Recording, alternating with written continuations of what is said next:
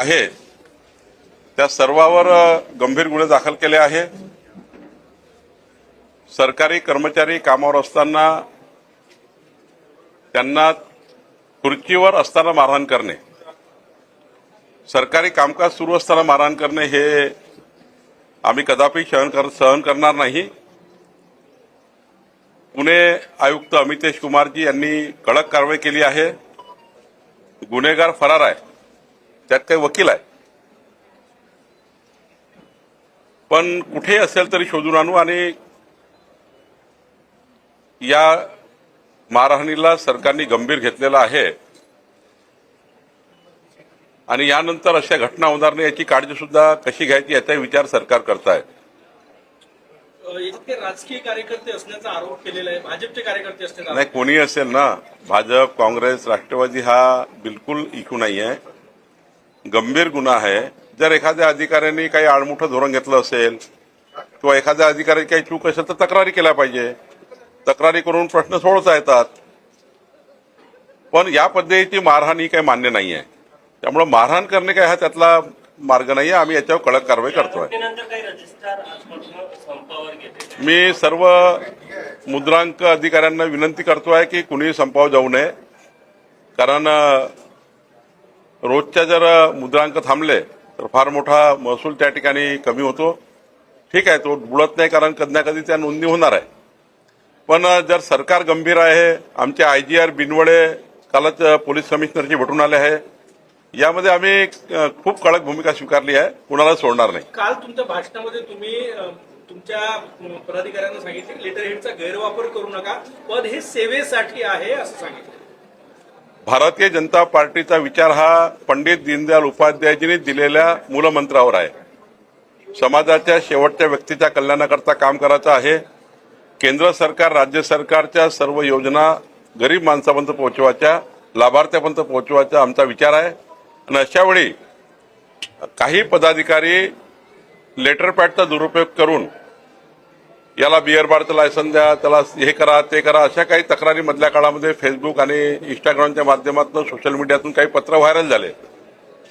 ठीक आहे, ते डुप्लिकेट निघाले, ते चुकीचे निघाले, पण मी सक्त सूचना दिल्या आहे की ज्यांना ज्यांना काल पदाधिकार मिळाला आहे, नागपूर जिल्ह्यात नवीन कार्यकारिणी झाली आहे, कुणीही लेटर पॅडचा गैरवापर करू नका।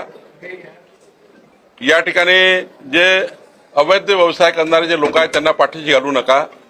सट्टा, जुवा, मटका, दारू विकणाऱ्या लोकांना मदत करू नका। अवैध धंद्याच्या विरुद्ध आमचं सरकार लढतं आहे, एमडीच्या विरुद्ध आम्ही लढतो आहे, गोहत्येच्या विरुद्ध आम्ही लढतो आहे। अशा वेळी पदाधिकाऱ्यांनी आपल्या लेटर पॅडचा वापर हा जे ड्रग माफिया आहे, जे सट्टा आहे, जुवा आहे, हा थांबवण्याकरता वापरावा। या लोकांना सपोर्ट करण्याकरता कुठलाही लेटर पॅडचा वापर करू नका, कारण अनावधानाने कितीतरी लोक लेटर पॅडचा वापर करतात, कधी आमच्या लेटर पॅडचा वापर करतात, कधी पदाधिकाऱ्याच्या लेटर पॅडचा वापर करतात, आणि त्यामुळं मी जपून राहायचा सल्ला सर्वांना दिला आहे। जिल्हा परिषदेने स्वनिधीमधलं ट्रायसिकलचं वितरण केलेलं आहे आणि काही सक्सेस स्टोऱ्या देखील त्यामध्ये पाहायला मिळतात। हे बघून आपल्या जिल्हा नियोजन समिती अंतर्गत पुढे ही योजना व्याप्ती वाढवण्याची शक्यता आहे। मागच्या वेळी मी आमचे महामुनी सीओ यांना सूचना दिली होती की निराधार, अपंग, अंध अपंग निराधार लोकांना करता एक रोजगाराची योजना तयार करा। तर जिल्हा परिषदच्या स्वनिधीतनं एक 1.25 लाख रुपयाची सायकल आम्ही डिझाईन केली, ज्या सायकलसोबत, ट्रायसायकलसोबत अपंगाची ती सायकल आहे, एक प्रकारचा ई रिक्षा आहे, त्याला टायअप केला झोमॅटोशी, आणि झोमॅटोनी एक या सर्व अपंगांना जी आम्ही सायकल दिली त्यांच्याशी करार केला। आणि आज मला गोष्टीचा अभिमान आहे की आम्ही ट्रायसायकल दिली, झोमॅटोने रोजगार दिला, आणि आज जवळपास या ठिकाणी प्रतिरोज 800 रुपये आमचा हा दिव्यांग व्यक्ती कमवतो आहे, 24,000 रुपये महिन्याचे कमवतो आहे। आपण जर पाहिजे असेल तर त्यांच्याकडे सक्सेस स्टोरी ते बाहेर थांबलेले आहेत। आणि आज आम्ही माननीय आशिष जयस्वालजी, मी, आम्ही सर्वांनी मिळून, कृष्णा खोपडेजी, आम्ही सर्वांनी आज आम्ही समीर मेघे आणि आम्ही सर्वांच्या मतदारसंघामध्ये सायकल वाटप केलं आहे, झोमॅटोशी टायअप झालेला आहे, आणि पुढच्या काळामध्ये आम्ही सॅच्युरेशन मोडला चाललो आहे। या जिल्ह्यातला कुठलाही अपंग व्यक्ती बिना ट्रायसिकलने राहणार नाही। डॉक्टर पोद्दारजींनी एक या ठिकाणी सर्वेक्षण केलं आहे, आम्ही सर्व सर्वेक्षण करतोय। आपल्या आपल्या मीडियाच्या माध्यमातून माझी सर्व अपंग या ठिकाणी व्यक्तींना विनंती आहे, दिव्यांगांना विनंती आहे की त्यांनी अशा ट्रायसिकलसाठी कॉर्पोरेशन कमिशनर विपिन इटनकरकडे, कॉर्पोरेशनमध्ये NMRD आणि झेडपीकडे, जिल्हा परिषद सीओकडे अर्ज केले. तर या सर्वांना रोजगार निर्मिती करण्याकरता आम्ही DPCच्या किंवा खनिकर्म महामंडळाच्या पैशातनं सॅच्युरेशन मोडवर योजना तयार करू. एकही सुटला नाही पाहिजे, कुणालाच या ठिकाणी योजनेतनं राहू नये, यासाठी आम्ही योजना तयार करतोय. लक्ष्मण हाके राजकीय पक्ष काढणार आहे, त्यामुळे ओबीसी मतांमध्ये काही विभाजन होईल याचा फटका सरकारला बसतो काय तुम्हाला? कुणाचे आज अंदाज बांधणं काही योग्य नाही. त्यांना त्यांचे पक्ष काढण्याचा अधिकार आहे. लक्ष्मण हाकेंनी जो काही पक्ष काढताय त्याच्याबद्दल आमच्या त्यांना शुभेच्छा आहे. पण शेवटी देवेंद्र फडणवीसचं सरकार, आमचं सरकार हेच ओबीसीच्या कल्याणाकरता बऱ्यापैकी आम्ही या ठिकाणी काम केलं आहे. पंतप्रधान नरेंद्र मोदीजींच्या या 11 वर्षाचा काळ, देवेंद्रजीचा काळ, एकनाथ शिंदेजींचा काळ, या काळामध्ये आम्ही या ठिकाणी जेवढं ओबीसींना जास्तीत जास्त या ठिकाणी योजना येता येईल, आता या ठिकाणी महामंडळ तयार झाले आहे, त्यांचंही गठन करणार आहोत. जवळपास 22 वेगवेगळ्या समाजाचे मंडळ आम्ही तयार केले आहे, त्याच्या गठन आम्ही करणार आहे, त्यांना निधी आम्ही देणार आहे. त्यामुळे लक्ष्मण हाकेचे काही इश्यू असतील त्याबद्दल चर्चा करू, पण त्यांनी आपली पार्टी काढली तर माझी काही मनाई नाही. सर, पूर्व विदर्भामध्ये जवळपास 58% पेरण्या झालेल्या आहे. पावसाचा विलंब झाल्यामुळे पेरण्या अफेक्ट झालेल्या आहे, उत्पादनावरही परिणाम होणार आहे. सरकारचं नियोजन कसं आहे? आता थोडी वीज वाढवून द्यावी लागेल, कारण काही ठिकाणी पाणी आहे पण 6 तास वीज आहे. शेवटी धानाचे परे जिवंत ठेवावे लागतील. काही ठिकाणी विजेचं नियोजन करावं लागेल, काही ठिकाणी जलसंधारणच्या माध्यमातून जे छोटे छोटे वॉटर बॉडी आहे त्याचं नियोजन करावं लागेल, काही जलसाठ्याचं नियोजन करावं लागेल, पिकं तर वाचवावं लागतील आणि दुष्काळ येऊनही काळजी आम्हाला घ्यावी लागेल. त्याचं नियोजन आम्ही DPCमध्ये करतोय. मी माननीय मुख्यमंत्री देवेंद्र फडणवीसजींचा आभार मानतो की नागपूर जिल्ह्याला 1400 कोटी रुपयाची DPC यावर्षी दिली. यातनं आदिवासी आणि मागासवर्गीय कल्याणाच्या अनेक योजना आम्ही करणार आहोत आणि या DPCच्या माध्यमातून आम्ही आज विचार करणार आहोत की दुष्काळग्रस्त भागामध्ये जर उद्या दुबार पेरणी करावी लागली, त्यांना बियाणं देता येईल का, त्यांना अजून काही आर्थिक मदत देता येईल का, काही DPCच्या योजना सुद्धा आम्ही आता करणार आहोत. जनता दरबारचं जे मॉडेल आहे ते प्रचंड यशस्वी होताना दिसतंय. काल तुमच्या जनता दरबारमध्ये जवळपास 6 ते 7 हजार लोक एका वेळेस होते. मी मागच्या 2004 पासून विधानसभेत निवडून आल्यापासून प्रत्येक रविवारी जनसंवाद, जनतेचे निवेदन स्वीकारतो आणि पुढचे 8 दिवस त्या निवेदनावर काम करतो. माझं कार्यालय हे पुढच्या 8 दिवसाचा कालच्या निवेदनावर काम करणार. असं आमचे सर्वच या ठिकाणी नागपूरचे आमदार आहेत, आशिष जयस्वालजी आहेत, महाराष्ट्राचे सर्व मंत्री आहेत, स्वतः नितीन गडकरी साहेब आहेत, देवेंद्रजी आहेत. परवा देवेंद्रजींनी तर बाहेर येऊन त्या ठिकाणी एक डेस्क टेबल तयार करून त्यावर निवेदन घेतले. त्यामुळे आमची धारणा पक्की आहे की जनतेशी संवाद केल्याशिवाय आम्ही सरकार त्या योजना पूर्ण करू शकत नाही, सरकार त्या योजना पूर्ण नेता येत नाही. जेवढा जनसंवाद करू, जेवढे जनतेचं म्हणणं ऐकू, जेवढे जनतेचे काम करू, तेवढं या ठिकाणी लोकाभिमुख सरकार चालवता येईल. माननीय देवेंद्र फडणवीसांचं सरकार गतिमान, पारदर्शी, लोकाभिमुख करायचं असेल तर जनतेशी संवाद करावा लागेल, जनतेशी निवेदनं घ्यावी लागतील, जनतेचं म्हणणं ऐकावं लागेल आणि त्या भूमिकेत आम्ही काम करतो. राज्यभर काँग्रेस जनता पार्टीच्या वतीने निदर्शने केले जात आहे. दिल्लीला जो प्रकार घडला त्याच्यात सरकारची काय भूमिका? असं आहे की जे आंदोलन सुरू आहे ते नौटंकी आहे. सर्व राजकीय विषय संपलेले आहेत म्हणून एक नवीन विषय करण्याची तयारी सुरू आहे. माझं समर्थन नाही की नीटचा पेपर किंवा कुठले पेपर लीक झाले पाहिजे, पण ज्या पद्धतीने सरकारने सुमोटो कारवाई केली, ही काही कोणाचा तक्रारीव कारवाई झाली नाहीये. नीटच्या पेपरचे जे काही पेपरफुटी आहे ती सरकारने शोधून काढली, केंद्र सरकारची एजन्सी या ठिकाणी लावली आणि ज्या पद्धतीनं छळा लावला गेला. काँग्रेसचा काळ बघितला आपण, पेपरफुटी झाली तेव्हा काहीच कारवाई होत नव्हत्या. हजारो वेळा पेपरफुटी झाली आहे काँग्रेसच्या काळामध्ये, तेव्हाही त्या ठिकाणी अशी आंदोलनं कधीच पेटवण्याचं काम नाही केलं. एक विचार असा आहे जो माननीय पंतप्रधान मोदीजींना डॅमेज करण्याकरता, देवेंद्रजींना डॅमेज करण्याकरता असा एक समाजामध्ये गट निर्माण झाला आहे, ज्या गटाला दिवसभर हे काम करायचं आहे. आणि त्यामुळे हे वॉकरेजचं आंदोलन हे काही नौटंकी आहे.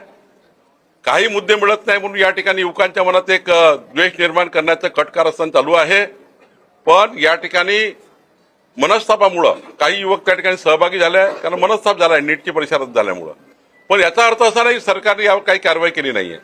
काही आमच्या मंत्र्यांनी पेपर लीक केला का? काही चंद्रशेखर बावनकुळे किंवा धर्मेंद्र प्रधानजींनी काही पेपर लीक केला का? सिस्टीममध्ये एखाद्याने बदमाशी केली, त्या बदमाशीचं भुगतमान त्याला मिळालं, सरकारने त्यावर कडक कारवाई केली की नाही केली तर कडक कारवाई केली, सरकार यापुढे कडक बंधनं आणले की नाही आणले, योग्य पद्धतीने नीट घेतली की नाही घेतली. खरं तर तुम्ही सुधारणा करा, सुधारणा सुचवा, पण या पद्धतीचं ज्या ठिकाणी सरकारने ऑलरेडी ज्या कॉग्निशन घेतलेल्या आहेत आणि तुम्ही मंत्र्याचा राजीनामा मागून या ठिकाणी राजकारण करताय. उद्धव ठाकरे आले होते, त्यांनी अयोध्येमध्ये जे दानचोरीचा प्रकार घडला त्याला घेऊन संघ परिवाराला लक्ष केलं. असं आहे, अनेक मंदिरामध्ये कधी कधी चोरी होतं. आता मुंबईच्या सिद्धिविनायकामध्ये जेव्हा चोरी झाली होती तेव्हा कोण अध्यक्ष होतं? कोणाचा अध्यक्ष होता? उद्धव ठाकरेंचा अध्यक्ष होता. मग तेव्हा उद्धव ठाकरेंचा राजीनामा मागितला का आम्ही? तिथे काम करणारा व्यवस्थित चूक झाली. उद्या कोराडी महालक्ष्मी आहे, मी त्या ठिकाणी आता अध्यक्ष होता, आता मी ट्रस्टमध्ये नाही आहे, आता अध्यक्ष नाही आहे, मी आता राजीनामा दिलाय. पण उद्या तिथले अध्यक्ष आहेत आणि एखाद्या कर्मचाऱ्याने समजा तिथली चोरी केली तर अध्यक्षाचा राजीनामा घ्यायचा का? त्या कर्मचाऱ्यावर सजा झाली पाहिजे, त्यांना जेलमध्ये टाकलं पाहिजे. सेम राम मंदिरात काय झालं असेल, अयोध्येला झालं असेल, त्याच्या लोक पकडले गेले, कडक कारवाई केली, यानंतर चोरी होण्याच्या कडक बंधन त्या ठिकाणी कसं करता येईल ते बघितलं. एखाद्या मंदिराच्या कर्मचाऱ्यांनी चोरी केली त्याला अध्यक्षाला राजीनामा मागताय. एखाद्या सिस्टीममधल्या नीटमधल्या एखाद्या पेपरच्या फुटीमध्ये काय असला त्याला मंत्र्याला राजीनामा मागताय. हे जे राजकारण चालू आहे ना उद्धव ठाकरेच्या लोकांचं, हे नौटंकी आहे. आणि त्यामुळं जेव्हा तुम्हाला भगवान प्रभू रामचंद्राच्या दर्शनाला अयोध्येला जाण्याकरता प्रतिष्ठापनेच्या दिवशी निमंत्रण होतं, त्या दिवशी मताच्या लागून चालना करता महाराष्ट्रातले मतं कमी होतील म्हणून त्या ठिकाणी तुम्ही गेले नाही. तुम्ही भगवान प्रभू रामचंद्राचा तिरस्कार आयुष्यभर केला आणि आता तुम्ही त्या ठिकाणी असे आंदोलन करून या ठिकाणी काही मिळणार नाही आहे, काही भेटत नाही आहे. आंदोलनामध्ये तेच लोक आहे, काही जनतेला काही संबंध नाही आहे. जनतेला विकासाशी संबंध आहे, विकसित महाराष्ट्राकडे जनता जाते आहे. त्यामुळे जनतेला अशा आता काही आंदोलनाची भूमिका काही घेणं नाही आहे. जनता आता ही देवेंद्र फडणवीसजी आणि महाराष्ट्राच्या विकासाला समोर जाते. नागपूरमध्ये जे आंदोलन झालं त्या आंदोलनात माझे 1000 लोक देखील जमा झाले नव्हते. कुठं? नागपूरमध्ये जे रामरक्षा आंदोलन केलं 5000 लोकांची परवानगी होती, 1000 लोक आता याचं आत्मपरीक्षण उद्धव ठाकरेजींनी केलं पाहिजे. शेवटी तुमचा पूर्व इतिहास जर काढला तर पूर्व इतिहासाचे भाषणं काय तुमचे? तुम्ही बदलली आहे भूमिका. बदललेल्या भूमिकेला कधी लोक साथ देत नाही. उद्धवजींनी मताच्या लागून चालना करता काँग्रेसचा हात पकडून हिंदू हृदय सम्राट बाळासाहेब ठाकरे यांचा विचार बदलला आणि आताच लोक त्यांच्यासोबत नाही आहे म्हणून 500,000 लोक जमले आहे. ते तुम्ही 1000 सांगता, 300 लोक होते. डीपीटीसीची बैठक आज आहे, कुठल्या कुठल्या विषयावर चर्चा काय? 1400 कोटीची डीपीसीचं नियोजन आहे. शेतकरी शेतमजुरांच्या योजनेपासून तर शेत रस्त्यापासून तर संपूर्ण जिल्ह्याचं नियोजन आम्ही करणार आहे. काही पैसा दुष्काळाकरता, अल्निनो करता, काही ज्या प्रभावित त्याकरता राखीव ठेवणार आहोत. आमचा विचार आहे की यावर्षी शेड्यूल कास्ट, शेड्यूल ट्राईब जेवढे घरं आहेत जे 100 युनिटच्या कमी वीज वापरतात त्या सर्वांना सूर्यघर देण्याचा विचार आहे. काही व्यक्तिगत लाभाच्या योजना तयार केलेल्या आहेत. काही आशिष जयस्वालजींनी राज्याचे राज्य अर्थमंत्री म्हणून त्यांनी काही योजना तयार केलेल्या आहेत नियोजन विभागाच्या. काही प्रेझेंटेशन आहे, काही नाविन्यपूर्ण काम आम्ही करतोय. दिव्यांगाचं जसं आम्ही नाविन्यपूर्ण करतो तसं काही नाविन्यपूर्ण योजना करतोय. मी आपल्या प्रेसला एक ब्रीफ नोट पाठवेल ज्यामध्ये आज काय काय आम्ही विचार केला आहे. महत्वाचे निर्णय घेतले आहे. एक महत्वाचे निर्णय घेतले होते, त्याचा कौतुकही झालं. एक म्हणजे ज्या प्रायव्हेट ट्रॅव्हल्स आहेत त्या शहरात येऊ नये. दुसरा होता तो पॉलिथिन संदर्भात होता की पॉलिथिनचं हे व्हावं. तिसरा फुटपाथ संदर्भात होता. निर्णय झाले, काही दिवस चालले, कारवाया झाल्या, पण आज जैसे ती स्थिती आहे. पुन्हा कारवाया करू, पुन्हा त्या निर्णयाला पुनर्विलोकन करू. काय एखादा निर्णय झाला तो नाही इम्प्लिमेंट झाला तर पुनर्विलोकन करावं लागतं. पुन्हा त्याची आता आढावा घेऊ. येणे रद्द करायचे काही प्रकार आहे. येणेचा कायदा राज्यामध्ये रद्द झालेला आहे. समजा जुना येणे रद्द करायचा असेल तर त्याला झोन बदलून टाकायचा, येणे रद्द करायची गरज नाही.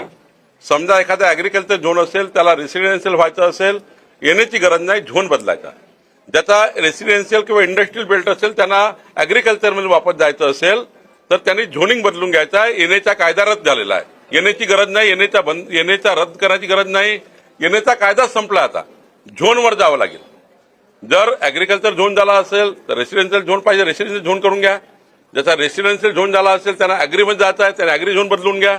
झोनिंगवर या ठिकाणी आता विकास होणार आहे. सर, हिंदी में जानना चाहिए सोनम वांगचुक को लेकर जो कल हादसा हुआ उसको लेकर सीडीपी पूरे राज्य में आंदोलन कर रही है, साथ ही धर्मेंद्र प्रधान के साथ साथ मोदी जी का भी इस्तीफा मांग रहे हैं। नौटंकी कर रहे हैं, कुछ बचा नहीं है आंदोलन के लिए।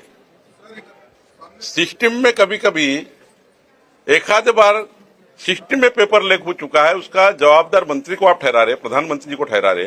हाँ, मान्य है कि सरकार ने कॉग्निशन लेना चाहिए, हमारी जवाबदारी है। हम जवाबदारी से दूर नहीं जा रहे, ना प्रधानमंत्री जी जा रहे, ना कोई मंत्री जी जा रहे। लेकिन आप सिस्टम से एक आधा पेपर लीक हुआ है, उसमें आप जवाबदार मंत्री को और सरकार को ठहरा रहे। तो सरकार ने जवाबदारी ले ली है, सरकार ने कड़ी कार्रवाई की है। खुद सुमोटो सरकार ने एजेंसी लगाकर पर्दाफाश किया है, जनता के सामने पर्दाफाश किया, दोबारा परीक्षा ले ली, और ये लोग नौटंकी कर रहे हैं। दूसरा, भगवान प्रभु रामचंद्र जी के अयोध्या के जो अभी वहां चोरी का मामला हुआ, सिस्टम के कोई व्यक्ति ने किया है, पूरा बदनामी कर रहे हैं। अब कल कुराड़ी महालक्ष्मी में कहीं चोरी हुई तो उसके अध्यक्ष को पकड़ेंगे। या ऐसा नहीं होता है, सिस्टम का कभी कभी गलती हो जाती है तो सिस्टम को पकड़ना चाहिए, उसको दुरुस्त करना चाहिए, दोबारा नहीं होना चाहिए, ये करना चाहिए। लेकिन इस प्रकार का नौटंकीबाज आंदोलन करके देश की सामाजिक स्थिति को और धार्मिक स्थिति को खराब करने का विचार कर रहे हैं। मुझे लगता है ये राजनीति का षड्यंत्र है, नौटंकी है। जनता इनके साथ नहीं है। मोर्चा में देखेंगे तो 200 लोग हैं। परसों उद्धव ठाकरे आए थे राम रक्षा आंदोलन करने, 300 लोग थे। तो ये जनता उनके साथ नहीं है, नौटंकी कर रहे, उनको मालूम हो गया।